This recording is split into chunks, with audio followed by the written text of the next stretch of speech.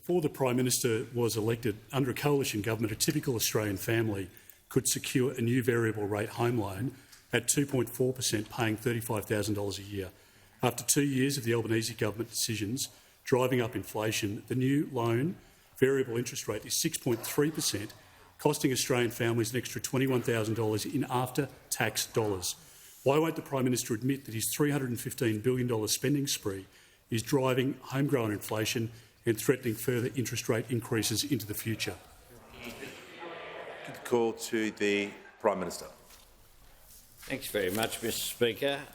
I thank the Leader of the Opposition for his question, which goes to a comparison of where the Australian economy was in 2022 and where it is now. And I'm happy to comment on that, Mr Speaker, because in the March quarter of 2022, inflation went up by 2.1%, the biggest quarterly rise this century. And what we've done is reduce inflation from where we inherited it.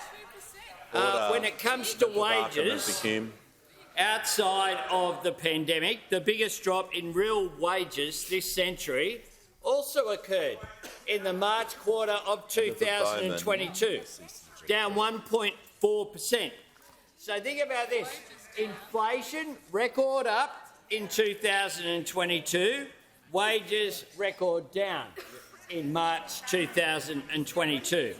Now, real wages grew more in the past year at 0.5% than they did during their entire 10 years in office.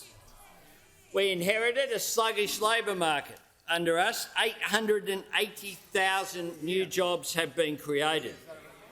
Productivity growth under them was the worst in 40 years, and we've reversed that decline. Business investment declined to the lowest levels since the early 2000s under them. Business investment under us has grown in every single quarter, up 13% in real terms. And of course the budget. Under them, they planned a $78 billion deficit with no surpluses projected at any time between 2022 and 2061. That was their projections going forward. Well, we've turned that $78 billion deficit into a Labor surplus of $22 billion and then a second Labor surplus in the following year. But they also make this absurd claim about government spending, and they include in that things that I'd suggest, therefore, they must be opposed to. Indexation of the age pension. They're against that. Indexation of income support payments. The pay rise for aged care workers, well, they've been upfront about opposing that. Funding new medicines on the PBS, apparently they're against all of that.